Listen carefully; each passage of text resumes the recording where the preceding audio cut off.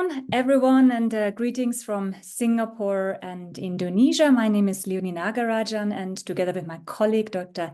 Tatas Protosudarmo, I'm the ASEAN representative for EURAXESS. A warm welcome to all of you for today's matchmaking webinar on the MSCA Postdoctoral Fellowship program, which we organized in collaboration with Southeast Technological University in Ireland. As you know, the European Commission has recently launched a 2024 call for MSCA-PF, and we believe that this webinar is a good opportunity to get again an overview of the program, but in particular look for suitable partner organizations. And in this regard, we are delighted that today we have with us Dr.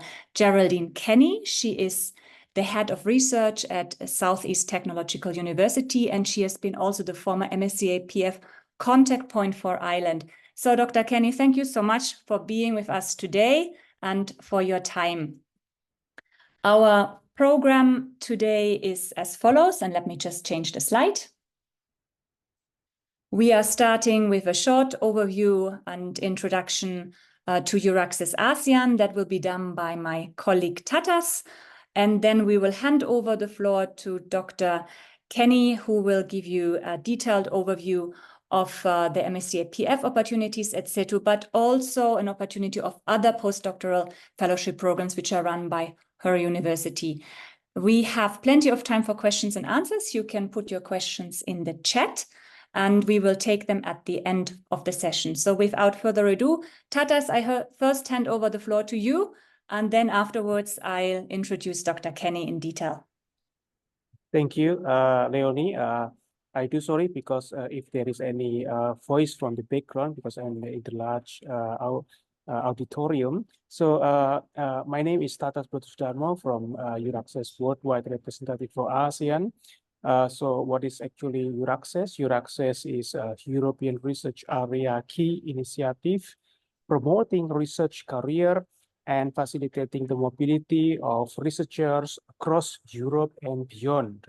So EURAXESS ASEAN is a part of the 9 hubs of the EURAXESS Worldwide. So EURAXESS ASEAN is definitely your gateway to access resources and opportunities in the world of research and innovation. And so EURAXESS offers a platform for researchers, scientists, and innovators to explore a multitude of options from funding opportunity to career development resources. So whatever you are seeking, job postings, funding programs, or collaborative partnerships, EURAXESS provides a one-stop hub for all your research needs and fostering a dynamic and interconnected research community. So in the next slides, I would like to call you to join us, to join EURAXESS. Please like and subscribe and unlock a world of possibilities where innovation thrives, career flourish, and impactful research takes flights. So I would like to hand over to Leonie. Thank you so much, Tatas. Yeah, and as he said, please like our social media, follow us, because otherwise you would not have the opportunity like today to know that we are organizing these kind of matchmaking webinars where you can meet a suitable partner organization. So with this, I'm glad to introduce Dr. Geraldine Canny.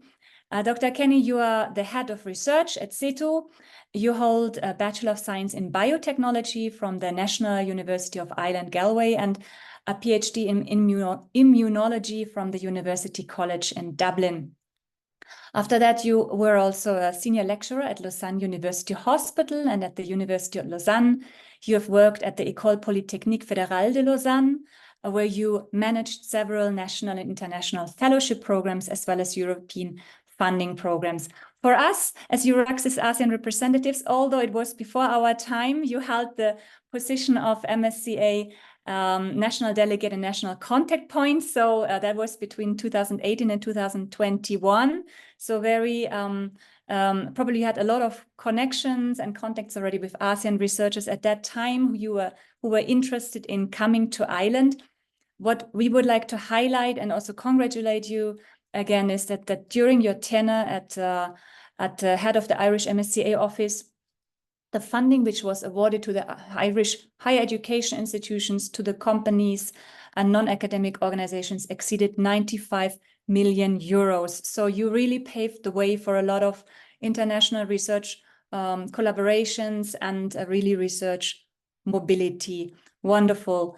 And without further ado, we hand over the floor to you and to introduce your organization and the opportunities you give to our researchers, which are here online today and who will watch that webinar after we have posted it online. Thank you so much. I stop sharing. You can share now.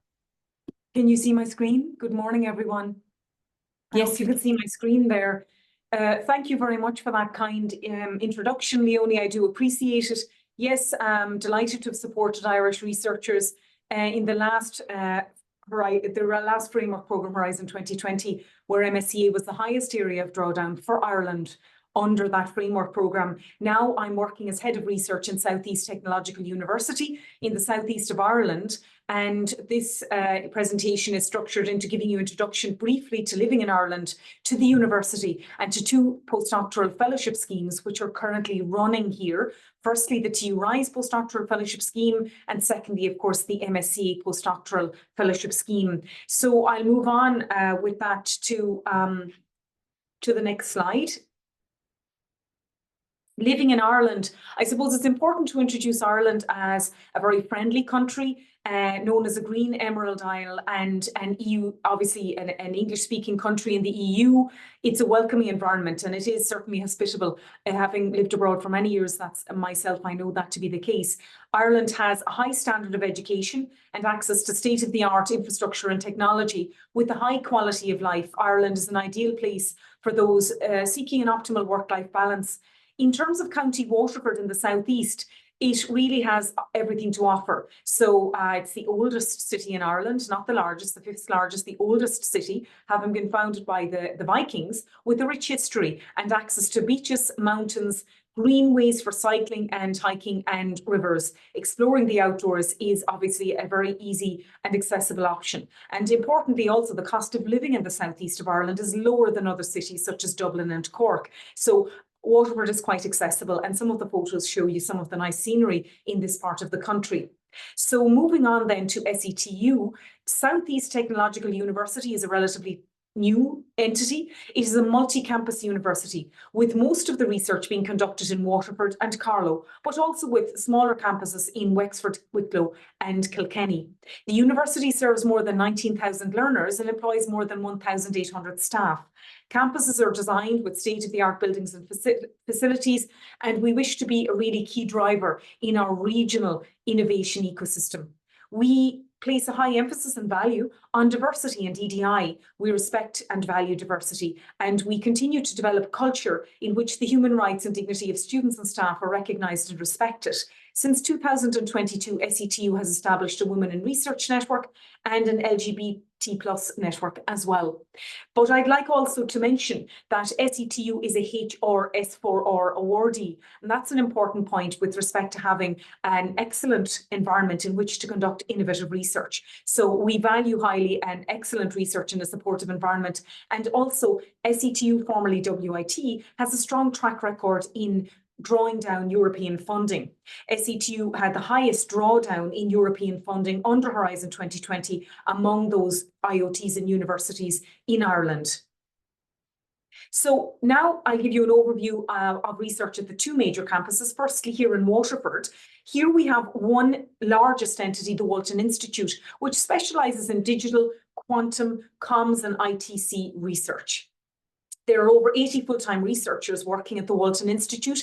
They have their own website, and you'll find all the information about all the Institute and all centres and groups at this link at the bottom of this slide. We also have others ranging from nutrition to pharmaceutical molecular biology, Eco-Innovation, Land Sciences, Southeast Applied Materials Centre with strong links with industry and advanced materials. We have Sustainable Architecture and the Built Environment, Business Research, and also Business Technology Management and regional or rural innovation and support for enterprises. We also have a specialised centre for outreach and science and communication, but it is really STEAM in recent years. They do a lot of work on the environment as well.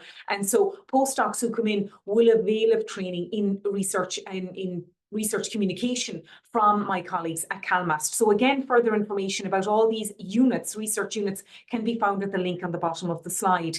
Now, finally, moving on to the second campus where research is conducted mainly is Carlow. So here we have what we call cores across design, computer science, environmental, Eng core, health core, and social core. The bulk of the research is conducted in EnviroCore and in Eng core, and these are linked with the faculties vertically across from them. So again, if you go to the same link, you'll find more information about these research units, researchers there, etc., which could allow you identify a potential researcher, as well as going on the Pure website. So if you look at the TURISE website, you'll have a Pure link, which gives you the external access to the external research profiles of all our researchers. But this is a really great start for the type of research we do at SETU, the major areas of research. So this is what these slides will enable you to do, to find out more about research conducted at this university.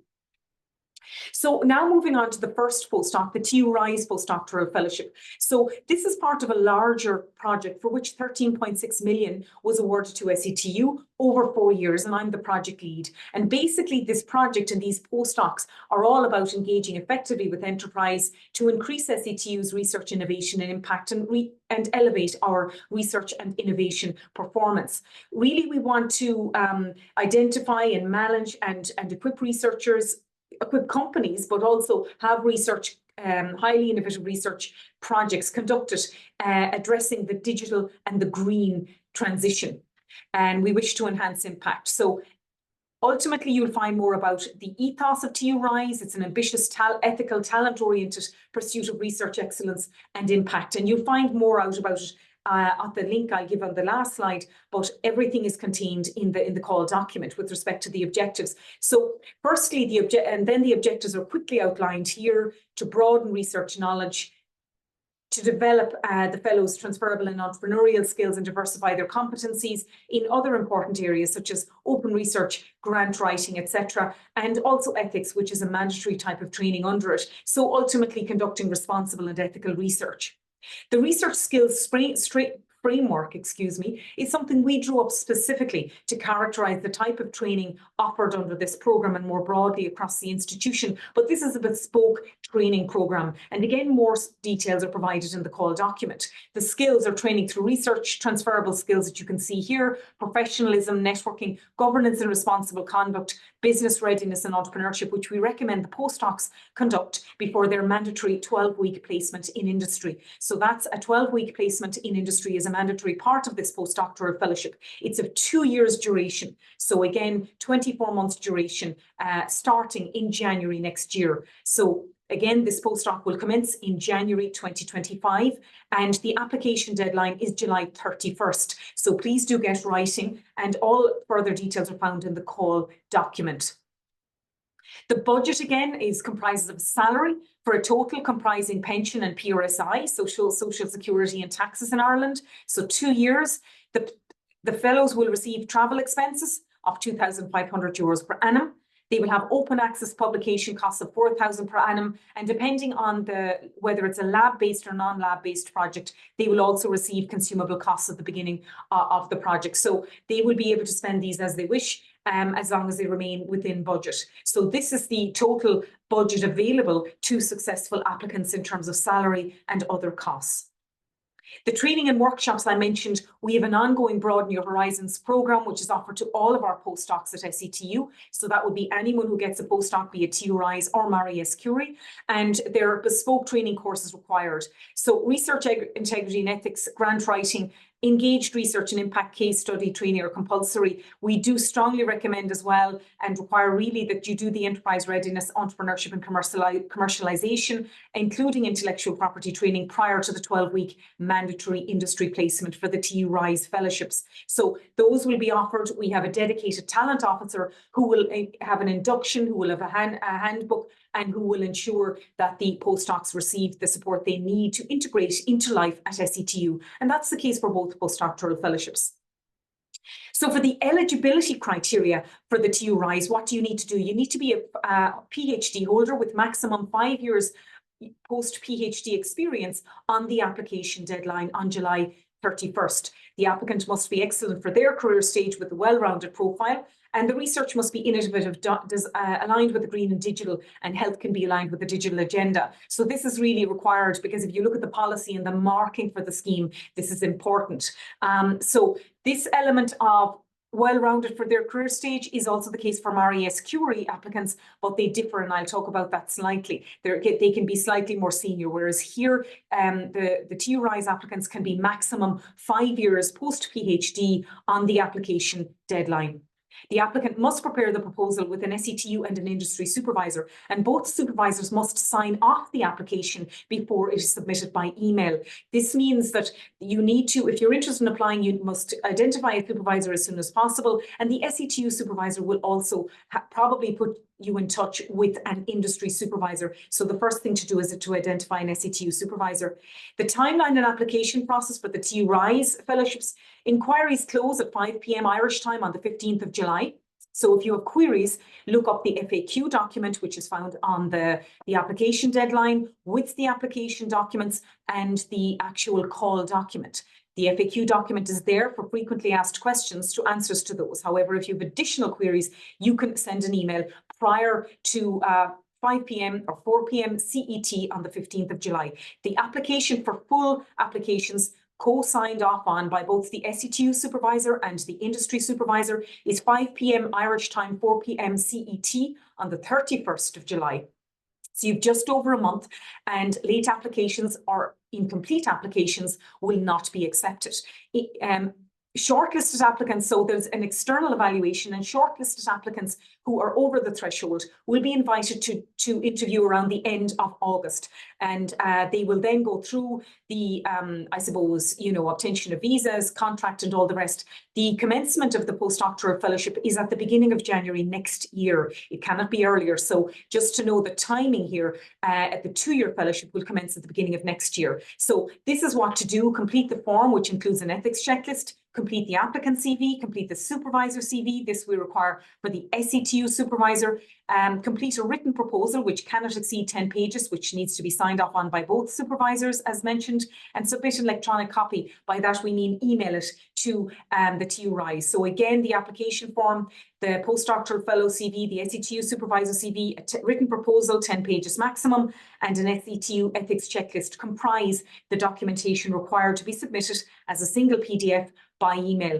So again, the scoring is here. You'll see more details in the application form. They give lots more details about your, you know, what you need to do. And this is how the proposal is marked. So it's a bit similar to the MSCA postdoctoral fellowship. The quality and excellence is 40 marks out of 100, training and career development 25, dissemination, communication and impact 25, and relevance to SETU strategic plans. So actually we have excellence in training is quite high there, and the relevance to the SETU strategic plan, relevant policy, etc., is 10. So dissemination, communication and impact, the types of impact, are 25. So again, you must achieve a minimum of 75% out of 50 to go forward for having any hope of being invited to an interview. And shortlisted applicants will be invited to a 30-minute virtual interview, and they will be required to give a presentation and answer some questions about their suitability for the fellowship. So again, the complete documents, as shown on the last slide, must be submitted by email to this email by 5 p.m. Irish time, 4 p.m. CET on July 31st, and emailed in one document to this email address, which is also the email address for any queries, which must be sent before the 15th of July. But again, please get started if you're interested in applying for this postdoctoral fellowship. So now moving on to the MSCA postdoctoral fellowship. The objectives, as you know, is to support the creative and innovative potential of postdoctoral researchers, increasing them with a set of research and transferable skills and competences, leading to improved employability and career prospects. So this is actually a goal of both types of fellowships, as you will have understood. New mindsets and approaches to R&I, forged through international, intersectoral, and interdisciplinary experience. So here, as you know, there's the global fellowship and there's the European. If you're coming to Ireland, you'll probably be coming in on the European, most likely, and that's a 2-year fellowship with possibility to have a 6-month placement in industry as well at the end of the fellowship in the non-academic sector. So that brings, for a European fellowship, the total duration to 2.5 years maximum.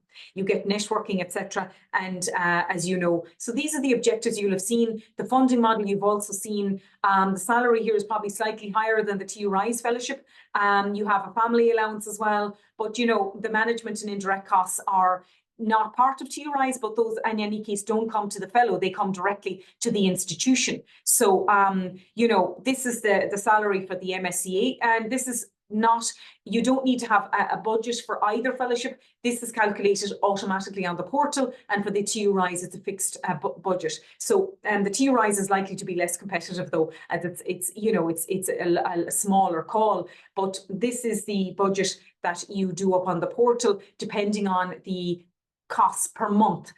So it depends on the length of the fellowship, and the country coefficient for Ireland is 136.4%. That has increased.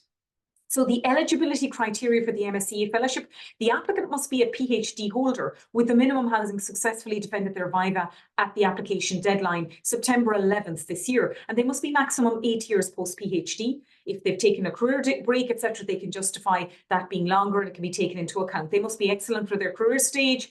They must have a well-rounded profile, and we all expect them to be proficient in spoken and written English. The applicant must prepare a proposal with the SETU supervisor. If you're choosing SETU as your host organisation, and that's normal, you identify a supervisor in the same way as for the TURISE postdoctoral fellowship, and please engage with them soon. So the application here is all submitted on a portal, and there are 2 parts for the Marie Curie application, as you'll know. Part B1 is the application itself, comprised of 3 sections: excellence, impact and implementation, and cannot exceed 10 pages. Part B2 is the administrative side part of the application with no page limit. The CV of the applicant, 5 pages, cannot be exceeded. Capacities of the participating organisations, additional ethical aspects if needed, info and security screening there, more AI type research if needed, and environmental considerations in line with the MSCA Green Charter. So, as you know, the application comprises 3 sections. It's not just about research, neither is the TURISE. It's also about it's about the quality of your research, the soundness of your methodology, the quality of supervision, including training and 2-way transfer of knowledge, and the quality of you, the researcher.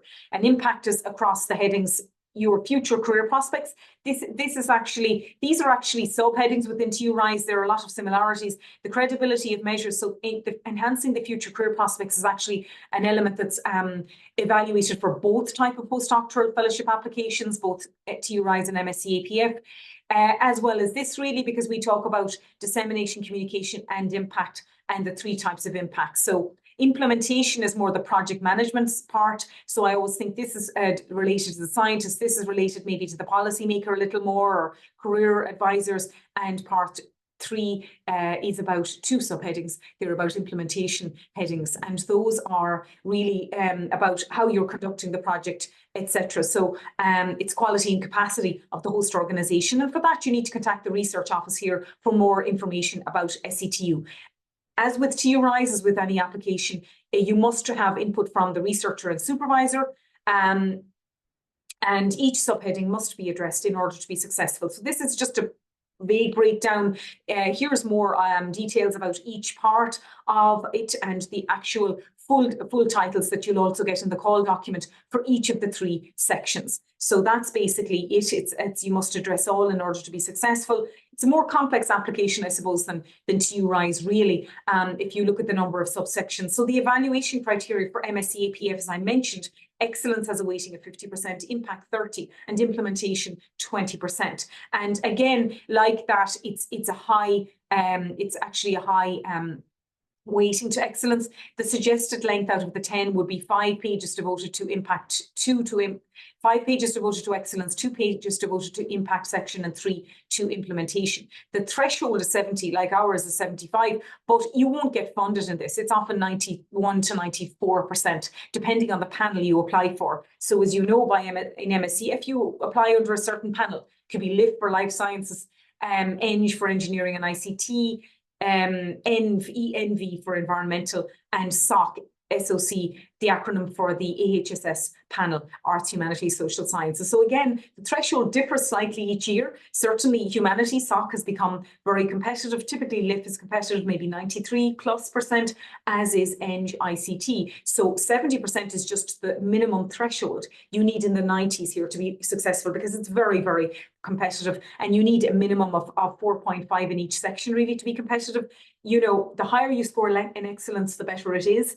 But if you score lower, it does negatively impact the evaluator, because the first sections they evaluate are excellence and training for both types of application. So if it's a poor section, they're negatively disposed towards the rest of your application. It's so important to score highly in excellence. And basically, again, I would say that there's no interview here, so that does distinguish both. There's no interview required, but the MSCA postdoctoral fellowship will undoubtedly be more competitive, I would say, than the EURAXESS. In any case, this is the scoring criteria. You must address all the subheadings in order to be successful. Timeline and application process. The call is open. The deadline is on at 5 p.m. CET, so 4 p.m. Irish time on the 11th of September 2024. Results are announced 5 months later in February next year, and the earliest you could start the postdoc fellowship is from April next year, so a later start. The TURIs commences in January. You couldn't probably start this before March or April, and you would need a visa as well, probably if you're coming to Europe for a European fellowship in particular. So if you want to come to SETU as a host organisation, you need to identify an SETU supervisor with whom the proposal must be prepared, complete all parts of the application, complete your CV and the written proposal, which, like TURIs, cannot exceed 10 pages. And here you don't use an email submission, you submit all documents on the funding portal. And as there can be difficulties or you know, an overload on the portal the day of the application, I strongly advise you to submit earlier in the day, not a few minutes before the deadline, because if you submit a minute past the deadline, late applications will not be accepted. So engage early. How do you do this? You identify a suitable supervisor. Once identified, send them your CV and a project outline, write the proposal together, and an SETU MSCA-PF handbook will be provided. But I'm sure that Leonie and your colleagues here in Access EURASEAN can also provide you with the MSCA net proposal. I wrote the first one. Theirs is exactly almost the same in format. So the SETU one was all originally written by me in my last role, and it gives strengths and weaknesses for each section and advice for each section as well. SETU currently has 5 former MSCA fellows with whom you could be in touch, but really if you get in touch with us and you use the handbook, that's all you need to know. You may know someone who's successful in your own organisation as well, who might be prepared to share their successful proposal with you, but as their intellectual property issues there, and you know, they may not be willing to do so, that's their prerogative. So basically start as soon as you can. The SETU track record and support, we will provide a letter of support if necessary. I think we will provide information highlighting institutional supports. SETU had the highest drawdown among TUs and IoTs under Horizon 2020. We also currently have the highest funding drawdown in this sector under Horizon Europe. We coordinate other large grants, including DUCA and Coalesce, 2 MSCA staff exchanges, and we're a partner in other significant awards. We provide a range of support for research staff, professional development, and fellows will have you know, training and guidance, not for the application, but post-award from the research finance team, the RSU, the Tech Transfer Office for IP-related issues, and the International Office. And as you know, my team also provide a range of really tailored pre- and post-award supports to postdoctoral fellows who come to this institution. So that's it really. For more information, you can check out these websites, our research and innovation, under which the various units are found, as well as training, and the TURIs web. page, which gives you access to the EURAXESS postdoctoral fellowship call, where you can download all the call documents, application documents, etc. You don't need to contact us for those, just go directly to this webpage and see. You can send queries on the EURAXESS before the 15th of July to this email, and if you're interested in MSCA, you send it to the research.wd@setu email.ie. So that's it from me. Thank you very much for your attention. Thank you so much, Dr. Canny. That was just on time. We promise that we have half an hour time for questions if our participants have any. I see there are some comments already in the chat thanking you for the overview. We are now waiting for a few questions from our audience members, and maybe we give them some minutes to just digest a bit and then follow up with questions. I actually have a question to you. Good to know that you have a number of alumni, MSCA alumni, who are able to provide guidance if needed. So if some of our audience members would be interested in pursuing such an opportunity, would you be able to connect them directly with these alumni? Maybe, but that isn't what's required here. I think it would be a little bit, but I think we're relying on excellent applicants to be able to contact a supervisor and write the application, and then maybe at a later stage get a little bit of input potentially. I personally think that you can talk to alumni, but if my personal experience is, and I would have had a 1 in 3 success rate in some calls for my reviewing, is that if an applicant, I will have my team screen applications, and if one is really excellent, I'll review it. That's likely to help them as much as anything else. Ultimately, I advise you as an applicant, any applicants here, it's really about, one, identifying a suitable supervisor, because they look at your profile, but they also look at that of the supervisor, potential supervisor, for their track record. They could go on a secondment to another professor to externally and come back. That can increase their chances of success. And ultimately, it's about getting down to writing and honing the application. It's that wins Marie Curie. It's a person who starts early writing. They have bullet points for their sections, and regardless of the application, that's, I think, what wins it. So ultimately, if people were, we could do that, but we could also show a successful application online, confidentially, virtually, if people were very committed. But they need to be committed soon and then start writing, so that then they have a pretty well-developed application. That's my top support. I mean, I think for me, it's about identify the supervisor, get writing, and you need to get writing and you need to hone it, because it's the people who write till 1 a.m. who hone and improve their application who will be successful. That's my experience. Thank you. Here comes the first question. Thank you so much. The question is from Wahini Risky Aprilia. Maybe you can also write where you're from. That makes it a little bit more personal as well. She or he asked, I'm sorry, I cannot identify here, how to get a supervisor from SETU. How about the applicant who has successfully defended the doctoral thesis, but who has not yet formally been awarded the doctoral degree? Will he or she be considered eligible to apply? So 2 questions. First one, how to get the supervisor from SETU? Yeah, okay, thank you. So the first is to look in Pure, to look on the links I gave in my presentation. So a PDF of my presentation, I'm happy for it to be disseminated to all attendees today. You click on the links, you identify the supervisors that way. So you look around research. So as I said in my first slide, our areas of research are STEM and humanities. I would say STEM and business. So if you look at the links, you will see different research units. You need to so ultimately that is how you identify someone. Once you've identified a potential supervisor or supervisors at SETU, you email them 2 things: 1, your CV, and 2, a project outline. And if they accept you, you can write the proposal together. But their acceptance for either type of postdoc, EURAXESS or MSCA, is required in order to proceed. The second thing is, that's how you find it. The second thing is eligibility. For both MSCA and PF, you need to have successfully defended your viva at a minimum by the deadline. So for EURAXESS, by the 31st of July, for MSCA by September 11th. You need to be sure you've successfully defended and your viva. That's a minimum. That's a minimum. If you haven't successfully defended your viva, you're not eligible. Certainly not for EURAXESS. Yeah, that's a very clear answer. I hope, Wahini, this responded to your question. We have another one from Nur Sumira.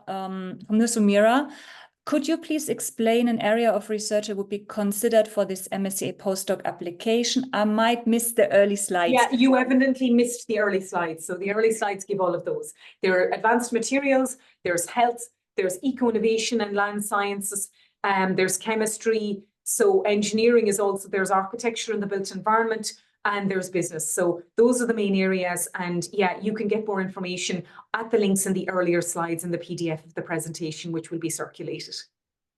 Wonderful. That also responds to the question by Riska. Yes, there will be a recording of the webinar. If we are able to manage it by today, it will be uploaded by today, as well as the presentation. I think Trang has a question, which is she probably has heard too many news about the UK. Now we are focusing on Ireland. She highlights that the UK is facing financial difficulties, so she's afraid that it will be difficult, maybe also in this case, but we are now with Ireland to find a supervisor, since she and the university where she's from can't provide the benefits. That would not be the case in your for your institution. This is Ireland. We're not in the UK. Ireland is not in the UK. The north of Ireland is. We're in the south of Ireland. This does not apply. There are no issues there. Ireland has been a full member of the former European Commission since 1973, I think. So there are no such issues here. And we have an open and welcoming we collaborate with EURAXESS Ireland office, Dr. Magda Wislocka, my former colleague, so engage early, but absolutely that's not the case. I also see, if I may, another question, photo conversion. Energy storage topic, you probably need to get in touch with the Walton Institute or with ENGCore in Carlow. So energy conversion, you might get in touch with Sean Lyons or Deirdre Kilban at the Walton Institute. And if you send an email to the research office, we'll try to direct you as well. Media studies, I see another question about that. It's not something that I see directly. You probably would need to get in touch with someone in the Department of Humanities, I would say. So you might consider Susan Flynn, for example. So yeah, I'll put in her email. But it's not a huge area of interest for us, I do admit, media studies, as far as I know. But she's a head of department. She might direct you to someone suitable. Thank you. So for now, let's wait. Maybe there are a few more questions. With regards to not the MSCA-PF program, but your own university postdoctoral fellowship program, I understood this is relatively new. Dr. Canny, is that correct? Do you have some alumni here for this program from ASEAN, or would that be? No, so the MSCA-PF, as I say, we have some alumni. For TURISE, no. It's a very new and once-off, it's a once-off fellowship program that I've designed and run with this TURISE funding. So we don't have any alumni. And again, I think the application is quite straightforward. All the details are given on the website in the call document, and everything is given there. But I would say that it's an attractive program. I do like, or I modeled it on the European Competence Framework for Researchers, of which I'm a big fan, and which really should underline any training program. So it's a very bespoke training program, and I would recommend applicants have a look at that, because I think it's very attractive, actually, if I may say so. We put a lot of energy into designing that and ensuring the postdocs have what they need: a supportive environment, networking, peer support, feedback, and monitoring of the program, but also really across governance, transferable skills, communication, managing research projects, making an impact, etc., that are, all aligned to the European Competence Framework for Researchers. So it's a new and once-off postdoctoral fellowship program. Okay, thank you. So for TURISE, our audience members could be one of the first batches to participate. And as you said earlier, because it's less competitive as the MSCA, maybe the chances could be higher because there's a smaller pool of applicants. Is that correct?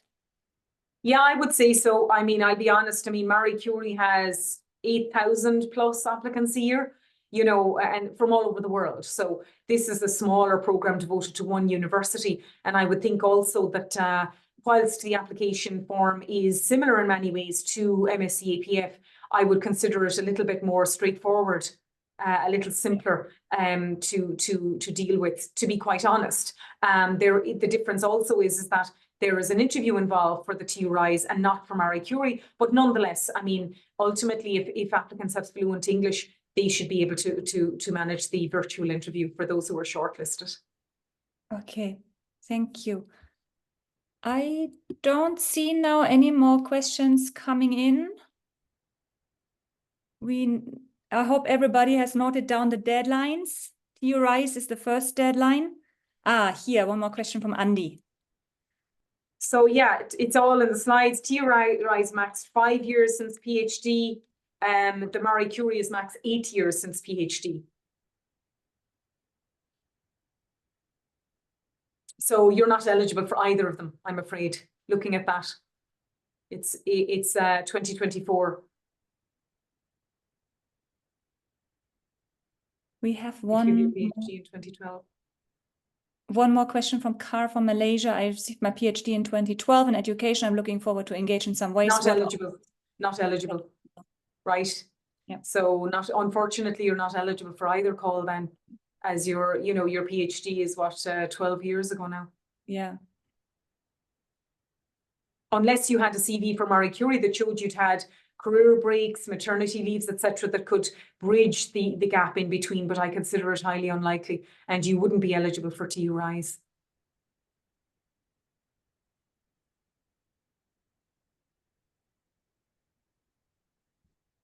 So I think we have answered for now, at least, all the questions from our online audience.